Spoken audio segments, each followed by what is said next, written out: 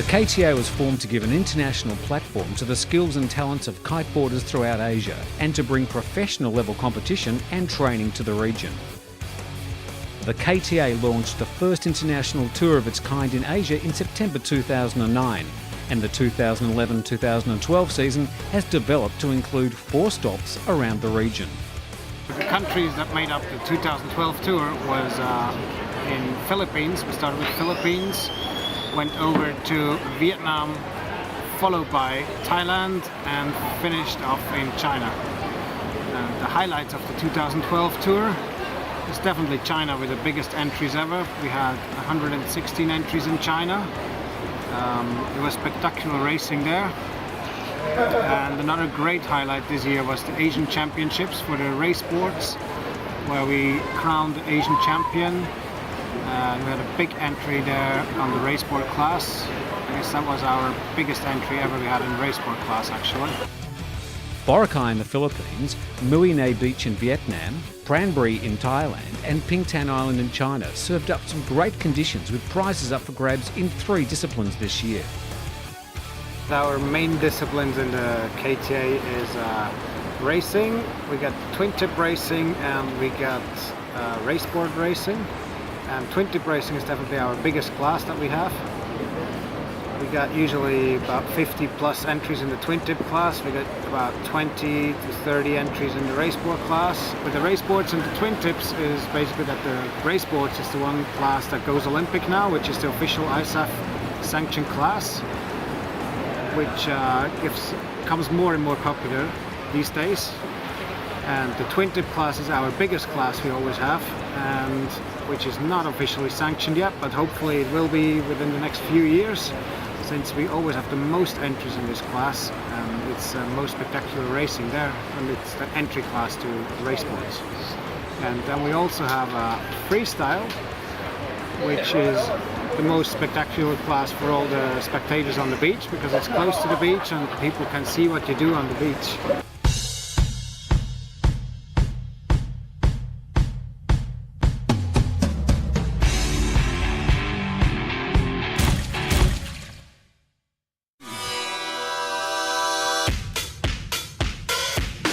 The season opener was in the Philippines at Bulabog Beach on Boracay Island and was powered by Aqua Boracay.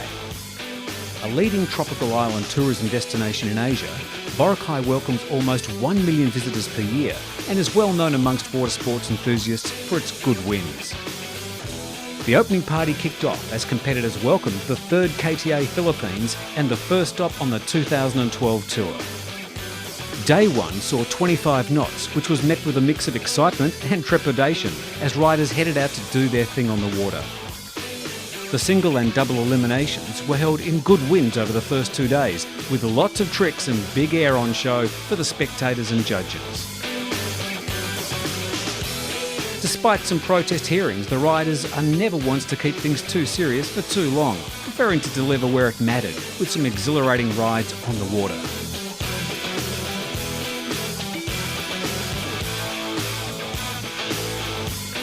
Day 2 finished with double eliminations and some awesome airtime, passes and kite loops on show. Not all tricks, however, went to plan.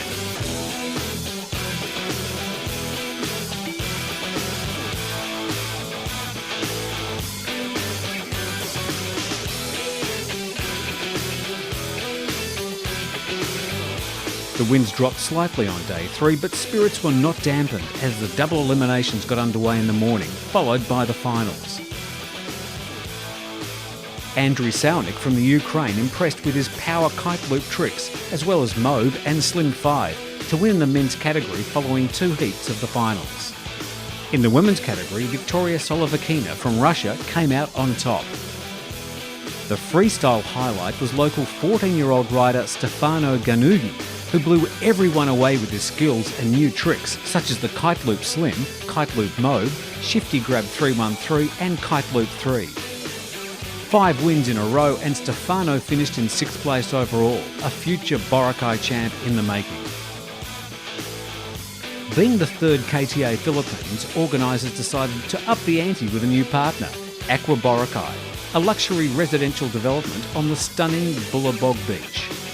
Aqua Boracay has decided to sponsor the KTA for in the Philippines for this 2012 because we believe that our beautiful Bulabog Beach deserves to be more known among the kite surfers and in the entire world because it's one of the best beaches in the world.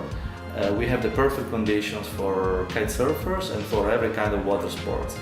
Aqua Boracay is a 4-level beachfront development set of 16,000 square meters of tropical garden. Today is day 3 of this 2012 KTA Philippines. This morning we had freestyle doubles. This afternoon, for the whole afternoon, we are having races. We are particularly lucky with the weather. We had a strong wind up to today. So, and guys, enjoy the show, and it was a pleasure having you today here for the day 3 of KTA 2012. See you tomorrow on day 4.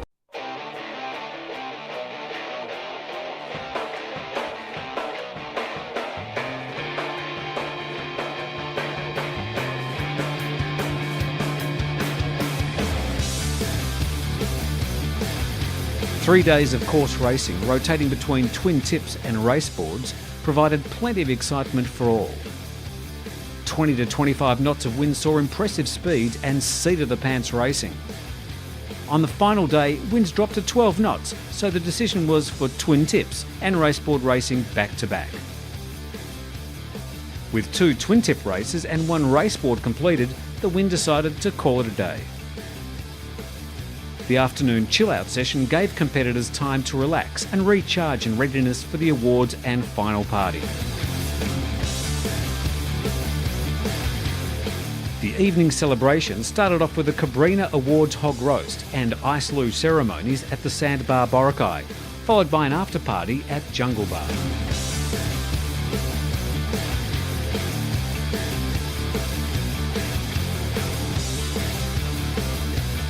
Boracay proved again to be a great spot for kiting and remains a firm favourite on the KTA Tour.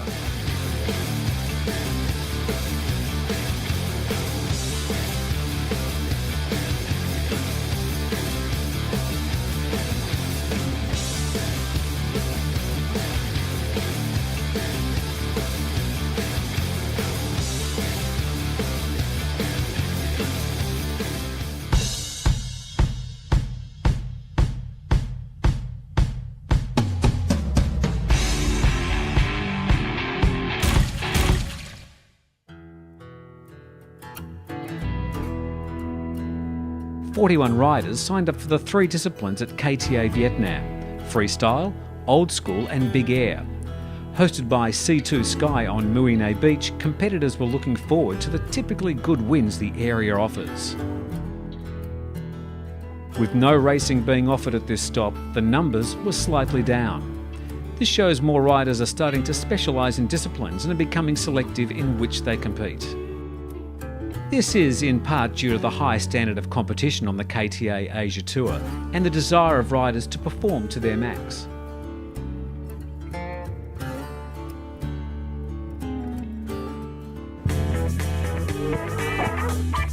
The C2 Sky Freestyle Raid and Asian Old School Championships kicked off in true KTA style, with a Cabrina opening party presented by Unique Resort.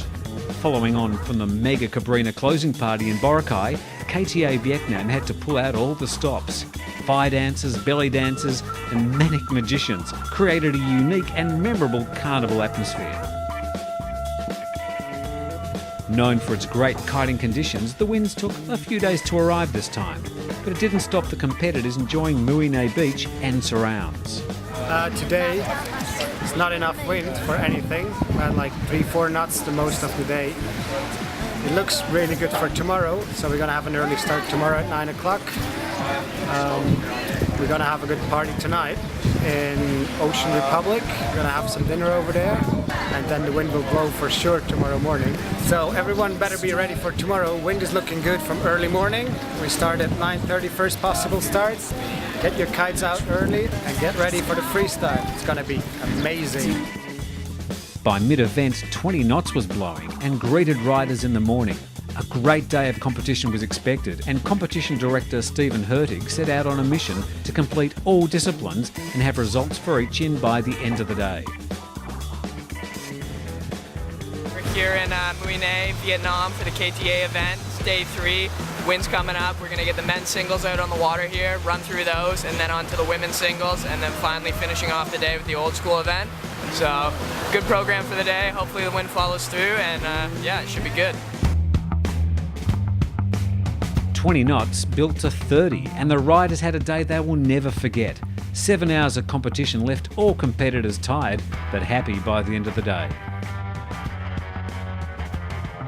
The freestyle singles eliminator saw an early upset with Asian champion Jo Nerapicha Pudla ousted. Poland's Marek Rowinski was displaying some awesome skills and moving well through the heats with some powered moves. He looked set to take the top spot, but Canadian pro rider Sam Medsky had different ideas and got better as the competition went on. With some killer high mobs and slims off the wave kickers under his belt, Sam took a well-deserved win. A big shock in the ladies as favourite Sue Kay of New Zealand tore her knee landing a move. This allowed Norwegian Jannik Stav to compete in the finals against Nanette van der Snoek. The Dutch rider took her consistency from the heats to the finals to win the women's freestyle title.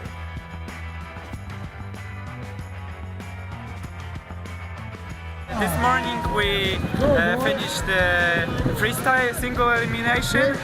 In girls division, winners are first place Nanette, then second was Janike, and third one was Ali.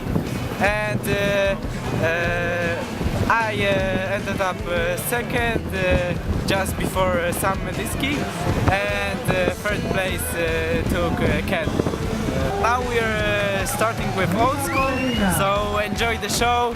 Big jumps coming. Next up was the first ever Asian Old School Championship, an evolution of KTA's Old School project from last year. The winds had picked up further, and the old schoolers were set for some serious action. Local rider Kim Nguyen Du showed some stylish board-offs, but on his last trick injured himself and had to retire.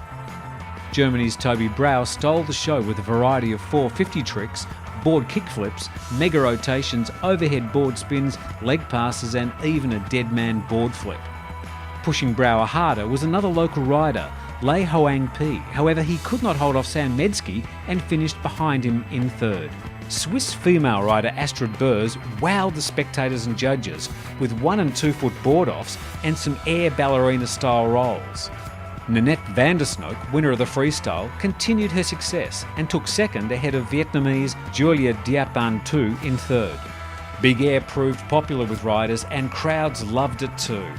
The winning air time was a massive 6.2 seconds for the men's by Russia's Pavel Kristiankov.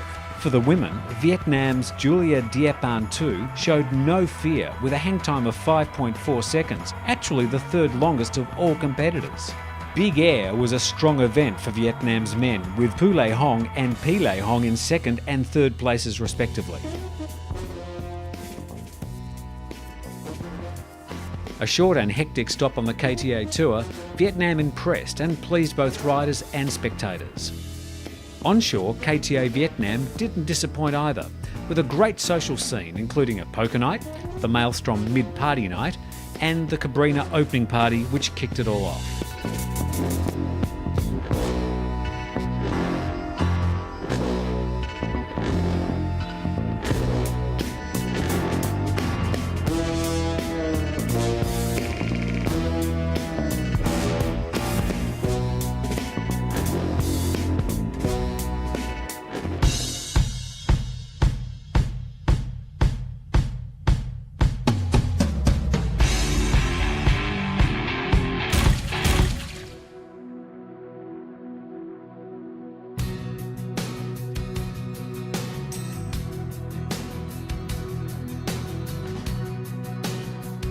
A special visit from 9 times world champion Kristen Bose and her KB4 Girls coaching clinic added some spice to KTA Thailand. The Pro Clinic, together with a KTA competition, aims to introduce new girls to the sport and coach girls in the sport. It was a 3-day coaching clinic, part cable park and part off the beach. Hi, I'm Christine Böse. I am here in Paknam Pran Beach in Pramori for the second time that we cooperate between the KB for Girls and the KTA. This is actually the KTA Championship, Asian Championship in freestyle, and it's also the Asian Course Racing Championship, so it's a great event to cooperate with. We're going to do some competition coaching with all the girls, and I'm really hoping to see some of the girls in the KB for Girls event win here.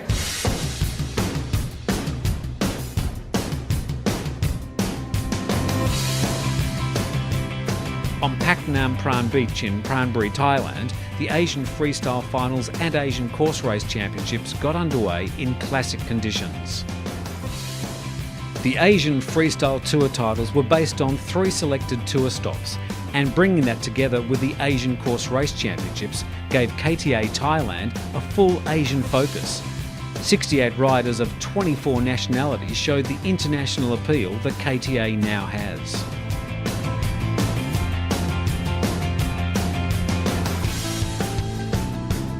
In the raceboard class, a 3-way fight between Denmark's Bjorn Jensen, Turkey's Salih Kakir and Thailand's Yo Narapichet Pudla proved to be interesting, with emerging Thai rider Kukiat Sakunfang mixing it up.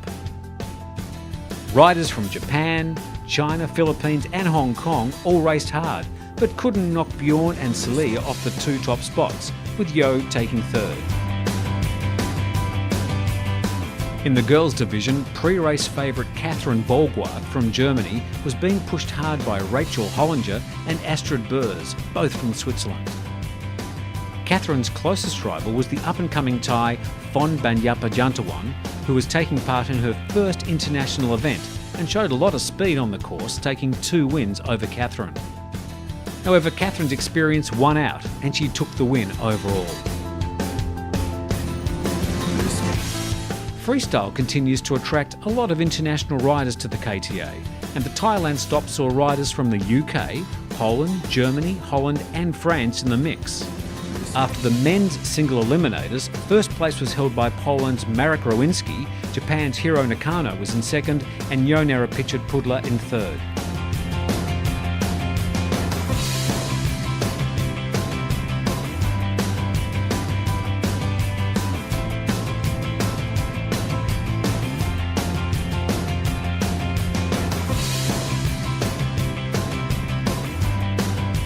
The double elimination saw some great fightbacks. The top 2 riders, Marek and Hiro, were on fire, with Marek finally edging Hiro out to take the men's win.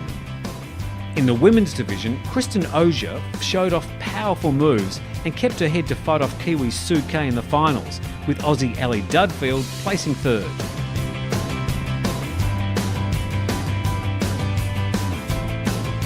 Twin tip racing remains a favourite at KTA events and continues to bring new people into the sport.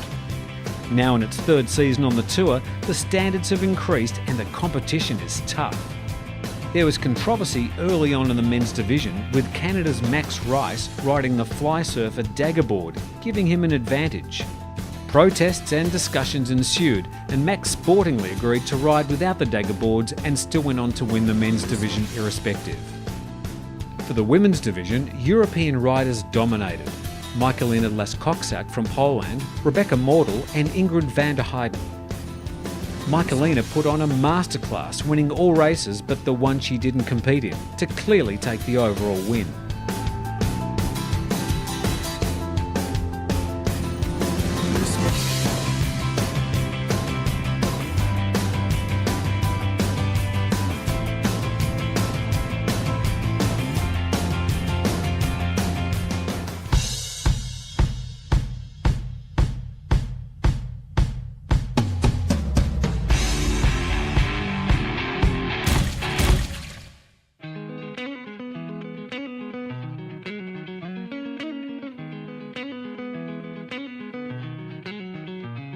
Pingtan Island sits in the Taiwan Straits and was host for KTA China for this year's tour finals. An area known for good kiting conditions, the winter monsoon season sees regular winds of over 30 knots. KTA China was supported by the management committee of Pingtan Comprehensive Experimental Zone. And believe it or not, this was the first international sporting event on the island. Based on the success, it certainly won't be the last. We're here in Pingtan Island, which is in China, for those who don't know, and it's the final round of the KTA for the 11-12 season. It's pretty amazing, quite different to all our other events. Absolutely huge infrastructure going on, as you'll see through the week as the whole competition unfolds in front of us. It's looking like we're going to have more than 100 competitors, which is pretty amazing to pull in that number in the last event of the year. Pingtan wanted to make its mark, both as a water sports destination and also as a top event on the KTA Tour. With this in mind, the prize money on offer was $30,000 US plus equipment prizes, which brought the total prize pool to $40,000 US. A new and exciting venue and good prize money made KTA China the biggest stop on the tour with 116 entries. The opening ceremony was a formal affair, something unseen on the KTA Tour before.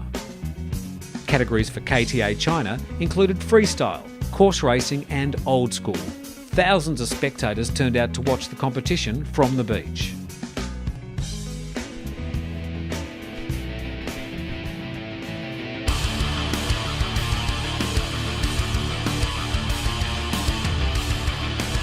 In the single eliminators, Japan's Aya Oshima and Thailand's Yonarapicha Pudla were on top of the standings after day one. In the double eliminators, the battle seen earlier started to play out. As the tide receded, the crowds followed the event further and further down the beach. Both the men's and women's divisions ended in super finals. Yo and this year's Asian champion Ken Nakor battled it out for the men, with Aya and Nanette battling it out for the women. Yo held on to first place to take the KTA China freestyle title for men, while Nanette overhauled Japan's Aya to win the women's title.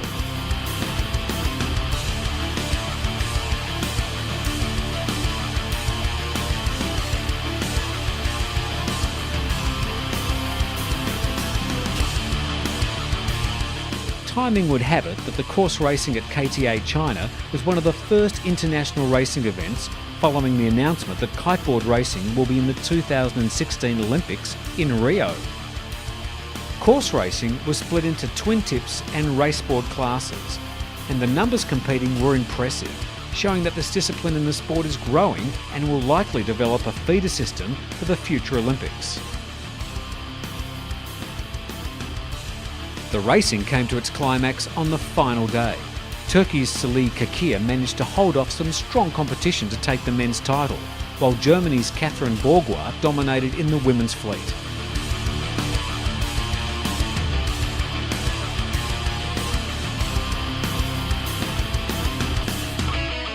Day 3 surprised in many ways. Firstly, the wind disappeared, leaving participants and the crowd waiting and ultimately disappointed. However, every cloud has a silver lining, and there on the beach, something new emerged. An experience no one present is likely to forget anytime soon. KTA Tour co-owner Willie Kerr took centre stage and taught the large crowds how to dance. It went something like this: big fish, little fish, cardboard box, big fish, little fish, cardboard box. Old school was competed on the last day. 25 knots of wind, high tide and kickers everywhere proved to be a perfect combination for some great old school displays. Riders stayed firmly hooked in to hit the heights, throughout the dark slides, walked on water and more. The riders loved it, the judges loved it, and the crowds and growing numbers of media were blown away. Top old schoolers turned out to be Holland's Nanette van der Snoek for the women and Turkey's Taner Aykurt for the men. Talk of the town was one of the youngest riders, Stefano Ganugi, who followed his success at KTA Philippines earlier in the tour. He's giving everyone something to think about. 4 days of fun on Pingtan Island and some great on-water competition came to an end with a lavish awards ceremony. Speeches, great food, cheering and the largest stop on the 2011-2012 KTA Tour, ended in style.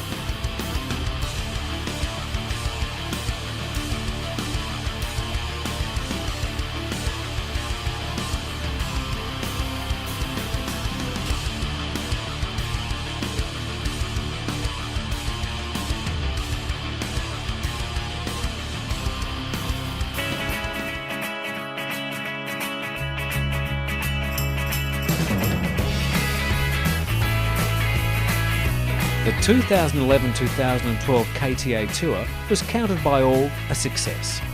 It was challenging securing venues and sponsors, but with the level of participant interest and the standard of competition continually rising, it shows the Asian interest in kiteboarding and the KTA Tour is going from strength to strength. And following the announcement that kiteboard racing will become part of the 2016 Olympics, things are likely to change very quickly in the kiteboard world. Exciting times.